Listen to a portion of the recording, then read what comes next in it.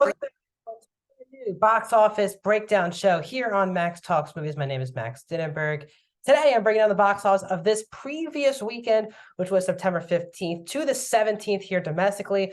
We're also going to talk about the box office from 2023 domestic and worldwide. And also, we're going to take a look ahead to what's also hitting theaters this upcoming weekend. My name is Max Dinnenberg. Welcome back to Max Talks Movies. If you're new to the channel, please hit that subscribe button down below. Really help support the channel. We're up to over 160 subscribers. So let's get to 170 as quickly as possible. Ring that bell for notifications. I do this show every single Monday. I'm also doing movie reviews, TV show reviews, and movie rankings back now weekly. Last week I did a Conjuring ranking. We'll get an Expendables ranking soon, Saw ranking very soon. So a lot of things coming down the pipeline. So please subscribe, ring that bell to notify when my videos drop. Comment down below. What are your thoughts on the box office? What did you see in theaters this past weekend? What are you going to see this upcoming weekend? Like the video, guys. Also, the thumbs up button helps YouTube out with knowing how to recommend my video to particular people. Excuse me for that cough. Let's get to this past weekend's box office, which was, I said, September 15th to the 17th here domestically. And in first place, just barely holding on for its second weekend, #1 is Warner Brothers Discovery's The Nun 2. Now, it gained 15 theaters in its second weekend, getting 14.5 million. It's a 55% drop. It's out to 56.3 now domestically. But again, this film is made very cheaply, The Nun 2. Around $38.5 million was made on was the production budget for The Nun 2. So it doesn't need to go crazy at the box office. And it continues to show why horror movies are successful. Either people think they're good or not, they are made very much on the cheap. And when there is success, it's a monster success. So the cheapness of horror is really still paying off for a lot of films these days that are made near $200-300 million budgets these days. But The Nun 2, this is not great numbers for The Nun 2, but again, not a lot of pressure on it due to its low production budget. In second place, shockingly, not getting the #1 spot in its opening weekend, was A Haunting in Venice, making $14.2 million in its opening weekend. Everyone thought that Haunting in Venice, being the new movie, would draw in #1 spot this upcoming weekend, but it did not. Haunting in Venice disappointed, 14.2, so just under $300,000 short of The Nun 2 to get the #1 spot, but still very low box office. And this franchise has really come down since its opening. Murder on the Orient Express back in 2017. Murder on the Orient Express made $28 million in its opening weekend. Death on the Nile last year only made around $12 million. This is a slight upgrade for over Death on the Nile, but still, I'm not sure that 20th Century Fox, which is now Disney, will allow another Hercule Poirot movie. It seems like that these movies have run its tracks. It's become a very niche murder mystery genre type films compared to the Knives Out movies that seem very mainstream and widely acclaimed. These movies have never been received great by either critics or fans. So Brana, another strike on that for this trilogy of Hercule Poirot movies. In third place this weekend was The Equalizer 3 in its third weekend, dropping another 40%, 7.2 million for The Equalizer 3, it's up to 73.6. Again, this will be the disappointment of the franchise. We're seeing a lot of films that sometimes open to that $30 to $40 million plateau, but really struggle either getting to $100 million or not even getting to $100 million. And that's where we're at with The Equalizer 3. It does not look like it's going to make the century mark, which is, I think, the first time in this franchise it will not make a century mark. Again, great opening weekend, but everyone's now ready to watch this on digital. Sony has that deal where it goes to PVOD, then it goes to rental, and then it eventually hits Netflix. So we'll see if people are just waiting for that route for their second time watching The Equalizer 3.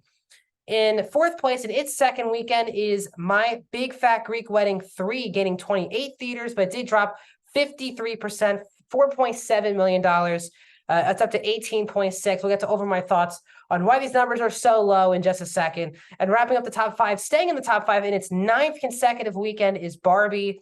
Also, Warner Brothers Discovery dropping 33%, 3.8, $625 million domestic. But again, this film this past Tuesday has been available to purchase on PVOD, and it was #1 on iTunes this past weekend. And even though it's #1 on iTunes, and people are starting to watch it at home and see people's reactions on it from home, enough people saw it to get into the top top five, it beat out Blue Beetle by around $300,000 to stay in the top five. Now, this was the second lowest grossing domestic weekend of the entire year.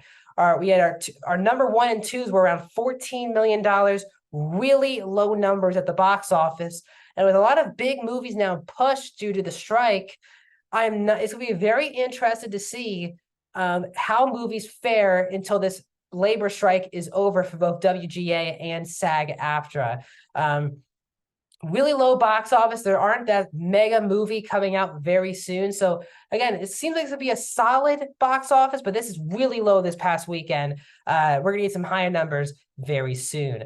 Now let's look at the overall numbers for domestic this year. Barbie still number one, $625 million to Super Mario's $574.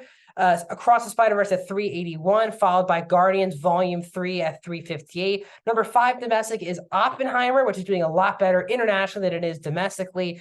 $318 domestic, still a great number for Oppenheimer. Little Mermaid at 6 with $298.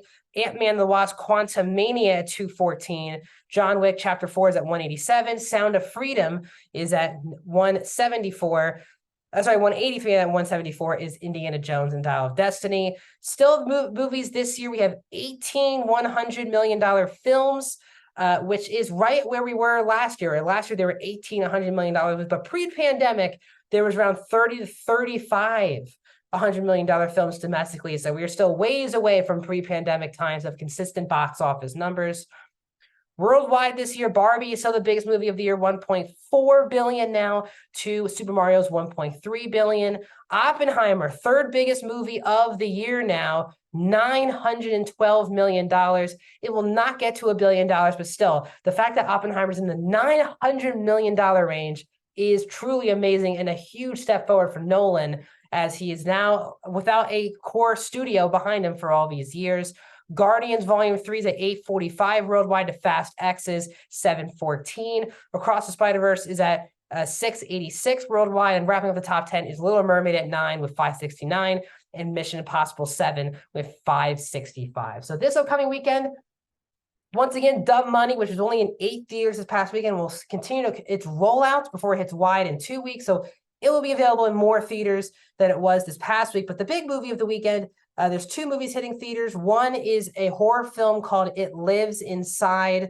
We'll see if that does well. It is the producers of Get Out, is what all of the promotion has kind of been for this horror film. So we'll see if that adds anything new to the box office that's hitting theaters this past upcoming weekend. But the big movie is Expendables 4. Cannot believe we're at a 4th film on this franchise, but it will also be hitting theaters this upcoming weekend.